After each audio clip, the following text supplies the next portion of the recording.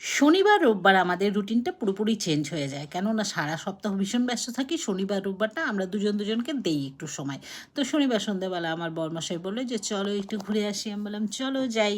তো উনি আবার বাইকে একটু বেশি করে তেল ভরে নিল, কেননা লং ড্রাইভে যাব, কারে গেলাম না, সেই জন্য বাইকে গেলাম, কারণ বাইকে রাতের বেলা কিন্তু বেড়াতে ভালোই লাগে। তারপর বাড়ি এসে চুপি চুপি দরজা খুলে দেখি তার ভাস্তি আর পিসি দুজনে মিলে সেই গল্প চলছে।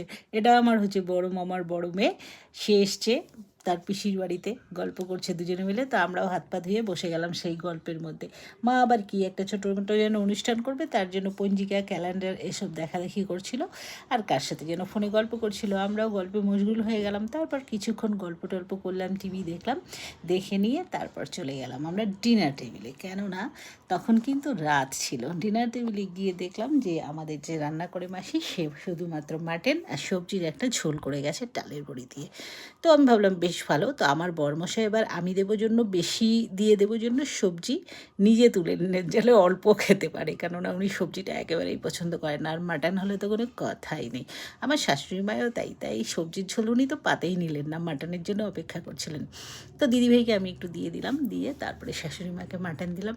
ঝোলই কিন্তু খায় না, আলু খায় না, মাংস খায় খুব কম, এক পিস মাংস হয়তো খুব বেশি হলেও খাবে, কিন্তু মাটন হলে তার ওইটাই লাগবে। আর আমি তো খাদক মশাই ভাই, তাই এক গাদায় সবজি নিয়ে বসে পড়লাম। পুরোটাই আমি খেয়ে নিতে পারতাম, সবজি আমি এতটাই ভালোবাসি। কিন্তু রাতে তো আমি খুব একটা খাই না, আর যেহেতু রিসেন্টলি একেবারেই খাওয়াটা বাদ দিয়ে দিয়েছি রাতে, তো মাটন জন্য খেলাম, তাই একটুখানি সবজির ঝোল নিলাম আর অল্প মাংস নিয়ে খেয়ে নিলাম। আর ডিনার টেবিলে পরিবারের সঙ্গে গল্প করতে তো খুব ভালো লাগে, ভীষণই ভালো লাগছিলো, কিন্তু মিস করছিলাম শুধু ছেলেকে। ছেলে থাকলে আরও ভালো লাগতো।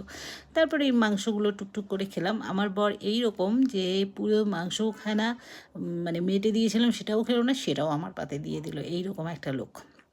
তার মা আর উনি এইরকমই গন্ধে গন্ধে খালি খাবে। লাস্টে কাটাকুটিগুলো তোমাদেরকে দেখালাম যে হাড্ডি বাড্ডিগুলো কীরকম খেয়েছি। আজ এইটুকুই, কেমন লাগলো অবশ্যই কিন্তু জানাবে, ঠিক আছে?